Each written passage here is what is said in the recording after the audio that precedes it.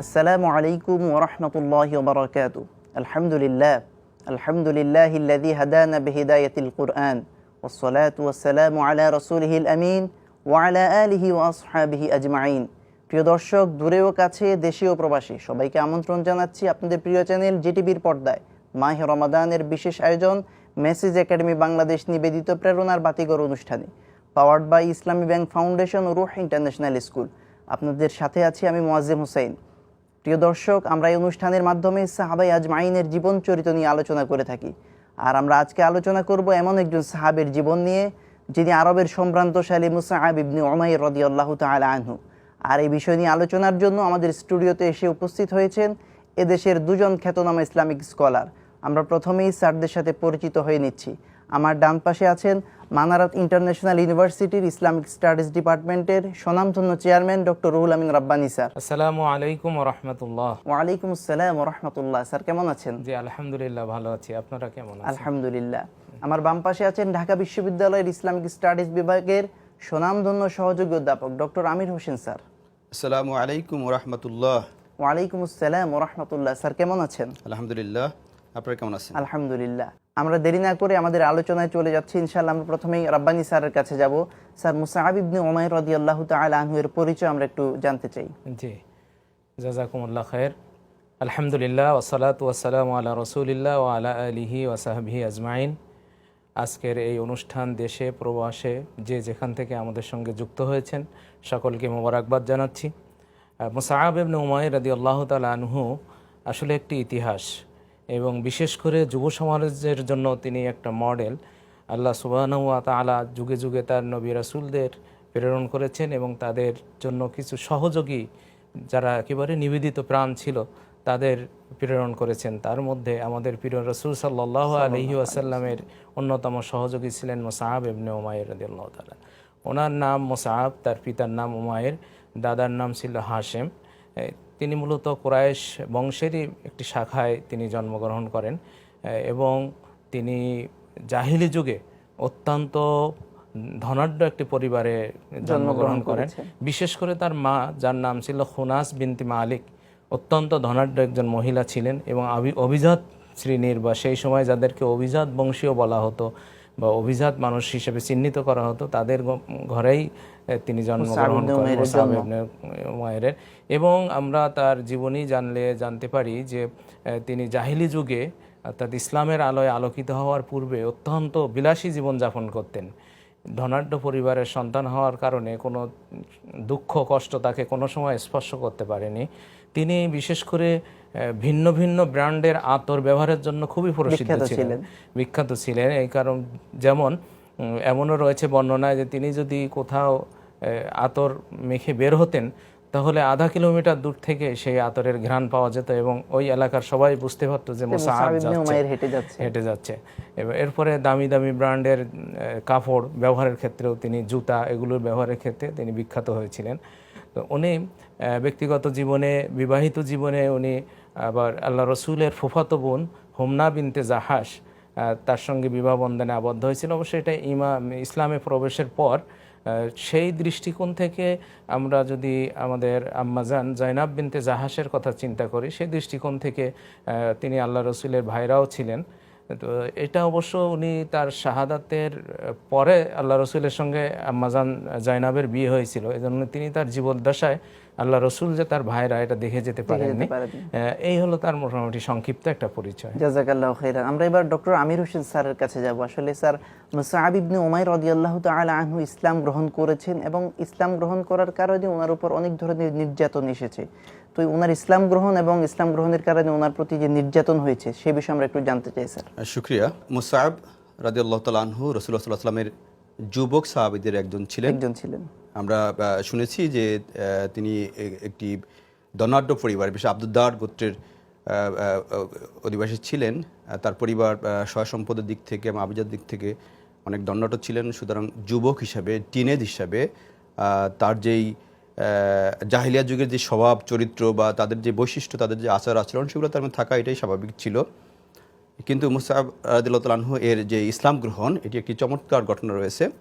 এগুলো থাকার পরও, জাহিলিয়াতের সমস্ত বৈশিষ্ট্য তার ভিতরে বা তার পরিবেশে থাকার পরেও, তার আভিজাত্য থাকার পরেও তিনি ইসলামের প্রতি দূর থেকে একটু আকৃষ্ট হয়েছিলেন। বিশেষ করে দারুল আরকাম, যেখানে সাহাবিগণ বা নতুন মুসলিম যারা, তারা রসুলের কাছ থেকে ইসলাম শিক্ষা গ্রহণ করতেন, যেগুলোকে আমরা বিদ্যালয় হিসাবে জানি দারুল আরকাম, সেইটা সম্পর্কে তিনি খোঁজখবর নিতেন, আশপাশ থেকে খোঁজখবর নিতেন এবং প্রায় সেখানে যেতেন, যে সেখানে ইসলামের বাণীগুলো শুনতেন। বিশেষ করে রসুল আসলাম যখন কোরআন তেলাওয়াত করতেন সেগুলো শুনতেন, রসুলের কোরআনের শিক্ষাগুলো সেগুলো শুনতেন, মনোযোগ দিয়ে শুনতেন। তো যাতায়াত এভাবে করতে থাকেন। একদা রসুল্লাহ সাল্লামের কোরআন তেলাওয়াত শুনে তিনি আকৃষ্ট হলেন এবং ইসলামের ছায়াতলে আসলেন, ইসলাম গ্রহণ করলেন। তিনি যেহেতু ধনাঢ্য পরিবারের ছিলেন, তার বন্ধুবান্ধব বা আশেপাশে যারা ছিল তারাও সবাই কাফির বা মুশরিক টাইপের ছিলেন। সুতরাং তিনি চান নাই যে এই মুহূর্তে তার ইসলাম গ্রহণের খবরটি সব দিকে ছড়িয়ে পড়ুক। তিনি একটু গোপন রাখতে চেয়েছিলেন, কিন্তু তিনি সর্বদা দারুল আকরামে আসতেন এবং ইবাদত বন্দেগীতে অংশগ্রহণ করতেন। এই কাজটি তিনি সবসময় করতেন। কিন্তু জনৈক ব্যক্তি কর্তৃক তিনি একবার ধরা পড়ে গেলেন। তিনি ইবাদত করতেছিলেন দারুল আকরামে, তখন দূর থেকে দেখলেন যে মুসাহাবের মতো একজন যুবক রাসূলের অনুগত হয়ে গিয়েছে। এটা কুরাইশদের জন্য, কাফের মুশরিকদের জন্য খুব ভয়ঙ্কর একটা সংবাদ ছিল। অতি দ্রুত সংবাদটা চারিদিকে ছড়ায় পড়ল। তার মা রয়্যাল ফ্যামিলির ছিলেন, তারা মেনে নিতে পারেননি। মা তাকে ডেকে নিয়ে আসলেন, ডেকে নিয়ে এসে বেঁধে রোদের মধ্যে ফেলে রাখলেন। তো এইভাবে নির্যাতন চলল। তাকে তার যেই ধনাঢ্যতার যেই জায়গাগুলো, ধন সম্পদ তাকে বঞ্চিত করা হলো, তাকে নির্যাতন চলতে থাকলো। নির্যাতনের মাত্রা এতটাই বেড়ে গেল যে তিনি সহ্য করতে পারছিলেন না। রাসূলুল্লাহ সাল্লাল্লাহু আলাইহি ওয়াসাল্লাম, আমরা জানি রাসূলুল্লাহ সাল্লাল্লাহু আলাইহি ওয়াসাল্লাম যাদেরকে আবিসিনিয়া হিজরত করার অনুমতি দিয়েছিলেন, তার মধ্যে মুসআব কিন্তু অন্যতম একজন। এই বিষয়টা যে একটা যুবক, 14 বছর বা 13-14 বছর একজন যুবক, তিনি ধন সম্পদ, লোভ লালসা, সকল কিছুর আভিজাত্যের সকল মোহ ত্যাগ করে, পরিবার ত্যাগ করে ইসলামের প্রতি কিন্তু তিনি একনিষ্ঠ থাকলেন। এত নির্যাতনের পর, ধন সম্পদের পর, আমার কথাবার্তার পরও তিনি কিন্তু সেখান থেকে ফেরত আসেননি। এই বিষয়টা রসুলের যে ইসলাম, একনিষ্ঠ সত্য ধর্ম, সেটার প্রতি এতটাই আকৃষ্ট হয়ে গেছেন। সো মুসআব আমাদের জন্য, আমাদের যুবকদের জন্য একটি অনন্য চরিত্র, মডেল বলতে পারি, মডেল চরিত্র। ধন্যবাদ স্যার। আমরা এবার রাব্বানী স্যারের কাছে আসবো। স্যার যেটা বললেন যে আবিসিনিয়া হিজরতের জন্য রাসূল অনুমতি দিয়েছেন, তো মুসআব ইবনে উমাইর রাদিয়াল্লাহু তাআলা আনহু যে আবিসিনিয়া হিজরত করেছেন, এই বিষয়ে আমরা একটু শুনতে চাই। হ্যাঁ, উনি আবিসিনিয়ায় যে হিজরত যারা করেছিলেন তাদের সঙ্গে উনি আবিসিনিয়া হিজরত করেছিলেন, কিন্তু আবার তিনি মক্কায় ফেরত আসেন। মক্কায় ফেরত আসার পর আল্লাহ রসুল যখন আবার ইয়াসরিবে, মানে বর্তমান মদিনাতে যখন হিজরত করেন, তখন তাদের হযরতে মুসআব ইবনে উমাইরকে আল্লাহ রসুল মদিনা হিজরত করার আগেই তাকে ওখানে প্রেরণ করেন। এবং বলা যেতে পারে যে ইসলামের ইতিহাসে প্রথম রাষ্ট্রদূত হিসেবে তিনি প্রেরণ করেছেন এবং দায়ী হিসেবে তাকে প্রেরণ করা হয়েছে। উনি যে মদিনায় যে বা ইয়াসরাবে যে তিনি দাওয়াত দিতে থাকলেন, মানুষকে কোরআন শিক্ষা দিতে থাকলেন। তারপরে প্রেরণ করা হয়েছিল আব্দুল্লাহ ইবনে উম্মে মাকতুমকে।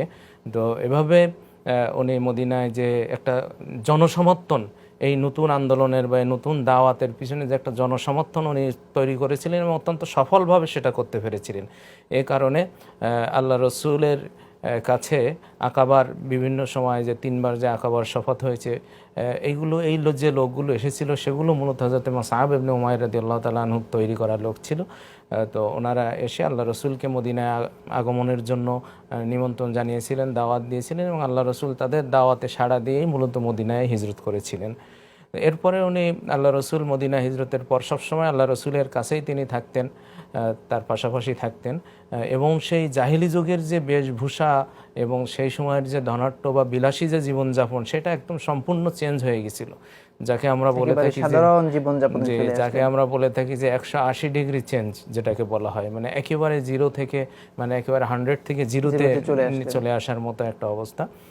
তো যাই হোক, এরপরে তো আমরা তার করুণ শাহাদাতের কাহিনী, যেটা উহুদ যুদ্ধে সংগঠিত হয়েছিল, সেটা তো ইতিহাসের পাতায় অত্যন্ত গুরুত্ব সহকারে।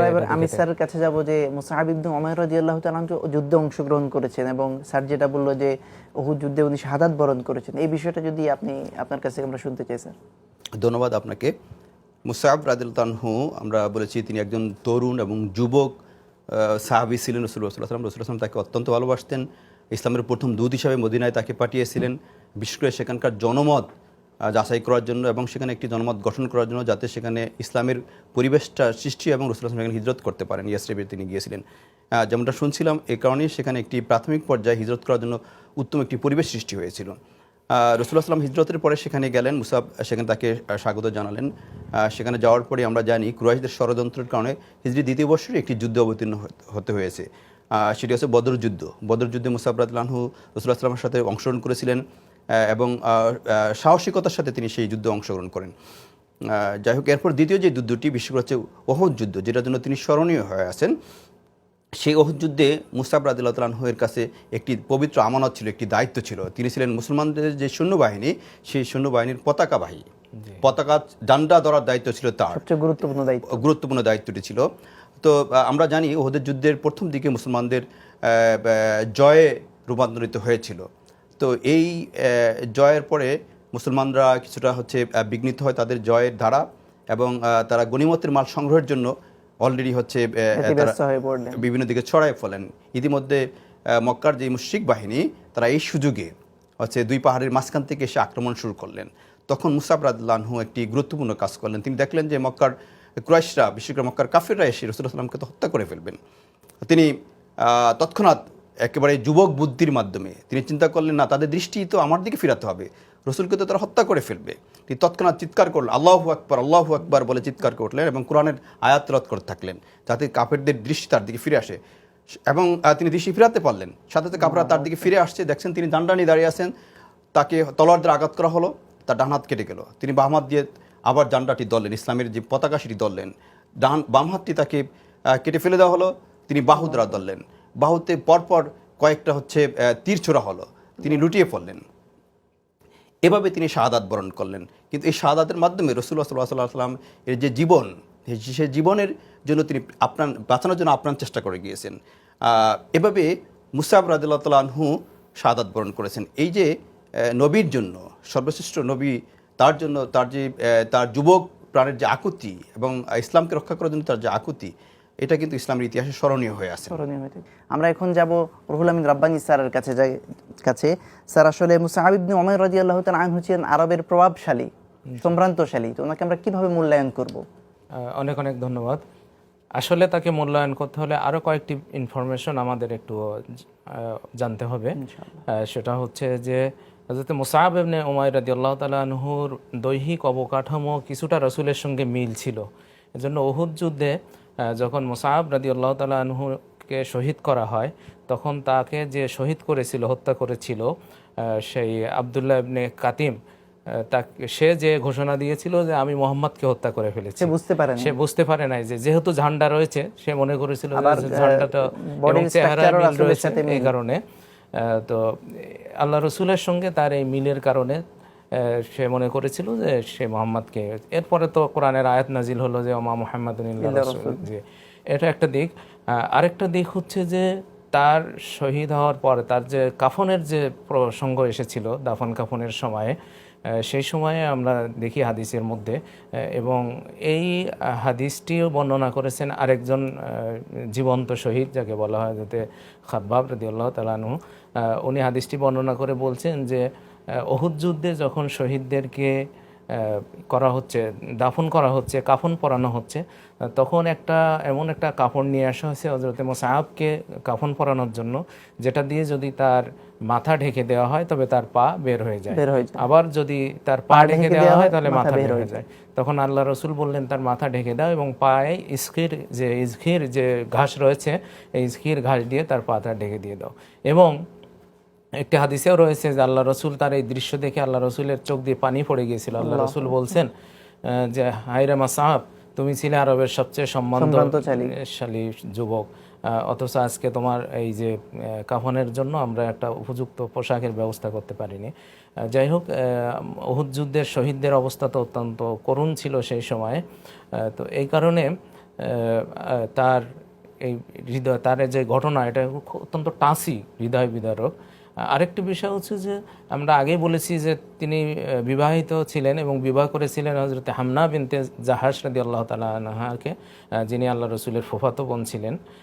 তো আল্লাহ রসুলের এই ফুফাতো বোনকে প্রথমে যখন উনি শুনেন যে উহুদের ময়দানে মুসলমানরা পরাজয়ের শিকার করেছে, পরাজিত হয়েছে, তখন উনি মদিনা থেকে চলে আসেন এসে আসার পথে প্রতিমধ্যে তাকে সর্বপ্রথম তাকে খবর দেওয়া হয়ে থাকে যে তোমার মামা হামজা বিন আব্দুল মুত্তালিব যিনি উনি কিন্তু শহীদ হয়েছেন। তখন উনি বলেন যে ইন্না লিল্লাহি ওয়া ইন্না ইলাইহি রাজিউন, আল্লাহ তাআলা তার শাহাদাতকে কবুল করুন। এর কিছু দূর সামনে আসার পর তাকে বলা হয়েছে যে তোমার ভাই আব্দুল্লাহ ইবনে জাহাশ সে কিন্তু শহীদ হয়েছে। তখনও উনি ইন্না লিল্লাহি ওয়া ইন্না ইলাইহি রাজিউন এবং আল্লাহ তাআলা তার শাহাদাত কবুল করুন এভাবে বলছেন। এরপরে যখন একেবারে কাছাকাছি ময়দানে চলে এসেছে এবং মাসআব ইবনে উমাইরকে দেখানো হয়েছে যে তোমার স্বামী কিন্তু এই যুদ্ধে শহীদ হয়েছেন, তখন হযরতে হামনা উনি কেঁদে ফেলেছিলেন এবং আল্লাহ রাসূল বলছেন যে ইন্না জাওজাল মারাতি মিনহা লাবি মাকান, অর্থাৎ যে স্ত্রীর জন্য স্বামীর অবস্থান অনেক উপরে।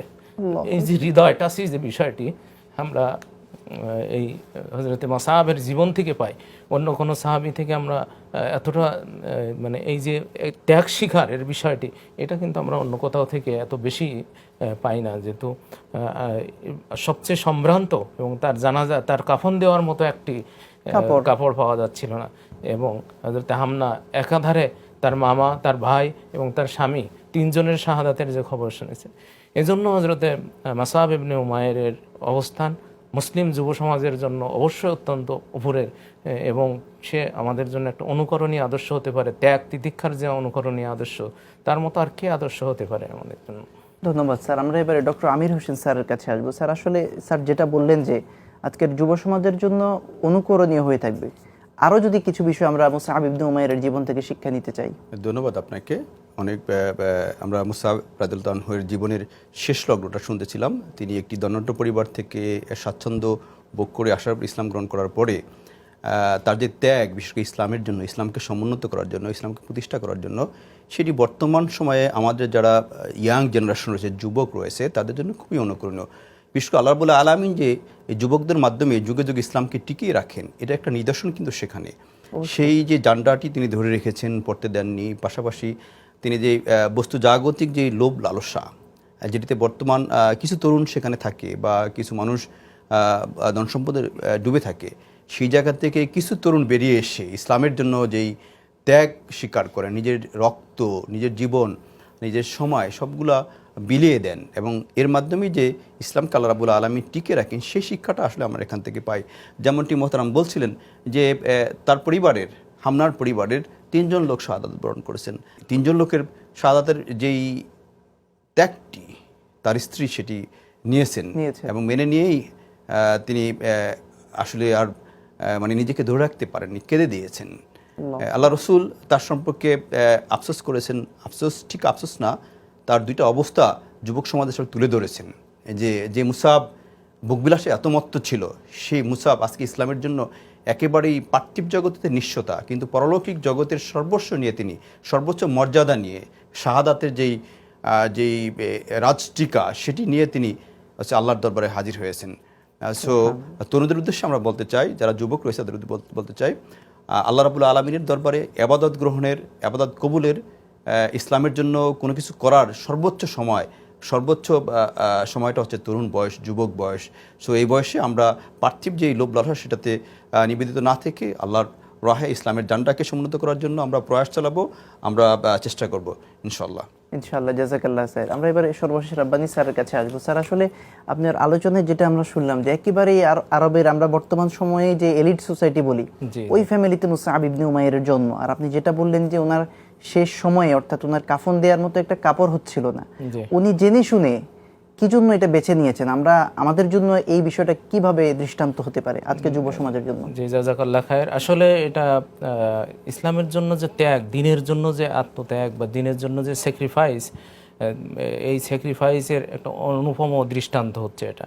আমরা এই প্রসঙ্গে আরেকটি কথা বলি যে বদর যুদ্ধের সময় তার ভাই, নিজের ভাই, আপন ভাই, যার নাম ছিল আবু আজিজ ইবনে উমাইর, তো উনি এসেছেন কাফেরদের পক্ষে হয়ে যুদ্ধ করতে, এবং হযরতে মুসআব ইবনে উমাইর ছিলেন মুসলিমদের পক্ষ থেকে যুদ্ধ।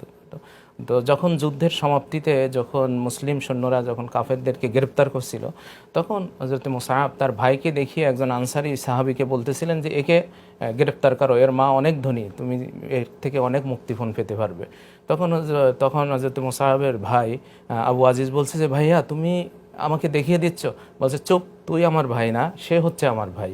তার মানে ইমানের জন্য যে স্যাক্রিফাইস এবং ইসলামের জন্য, দ্বীনের জন্য যে আত্মত্যাগ এবং নিজের আপনজনকে পর্যন্ত মানে তাদেরকে অস্বীকার করা বলতে তাদেরকে প্রাধান্য না দেওয়া, বরং দ্বীনী ভাইকে প্রাধান্য দেওয়ার যে অনুপম দৃষ্টান্ত, এগুলো আমাদের যুব সমাজের জন্য অবশ্যই অনুকরণীয়। আর সবচেয়ে বিষয় হচ্ছে যে আর্থিক, যে আমাদের বর্তমান যুব সমাজ অর্থের দিকে দৌড়ানো, প্রতিযোগিতা করা, অথচ মুসআব ইবনে উমাইর রাদিয়াল্লাহু তাআলা আনহু জেনে শুনে, উনি প্রভাবশালী ফ্যামিলির ছিলেন, সম্ভ্রান্ত ফ্যামিলির ছিলেন, সে জায়গায় উনি একেবারেই নিঃস্ব হয়ে গিয়েছেন শুধুমাত্র আল্লাহর দ্বীনের জন্য, রাসূলের জন্য এবং ইসলামের জন্য।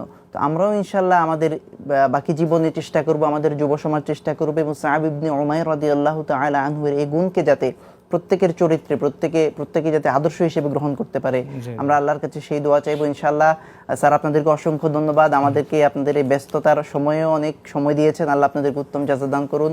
প্রিয় দর্শক, দেখতে দেখতে সময় চলে এলো অনুষ্ঠান শেষ করার, ইনশাআল্লাহ শেষ করব। আজকে আমরা আলোচনা করলাম আরবের সবচেয়ে সম্ভ্রান্ত ফ্যামিলির সন্তান মুসআব ইবনে উমাইর রাদিয়াল্লাহু তাআলা আনহু এর জীবনী। ওনার জীবন থেকে আমরা বড় যে শিক্ষাটি পাই সেটা হলো যে আল্লাহর জন্য উৎসর্গ করা, স্যাক্রিফাইস করা। তো আমাদের যুব সমাজের প্রতি এই বার্তা থাকবে যে ইনশাআল্লাহ আল্লাহর বিধানের জন্য, রাসূলের জন্য, ইসলামের জন্য নিজের সর্বোচ্চটুকু ত্যাগ করার চেষ্টা করব। আল্লাহ তাআলা আমাদেরকে সেই তৌফিক দান করুন। ইনশাআল্লাহ দেখা হবে আগামী পর্বে একই সময়ে। ততক্ষণ পর্যন্ত আল্লাহ আপনাদেরকে ভালো রাখুন, সুস্থ রাখুন। সুবহানাকাল্লাহুম্মা ওয়া বিহামদিকা আশহাদু আল লা ইলাহা ইল্লা আনতা আস্তাগফিরুকা ওয়া আতুবু ইলাইক। আসসালামু আলাইকুম ওয়া রাহমাতুল্লাহি ওয়া বারাকাতুহু।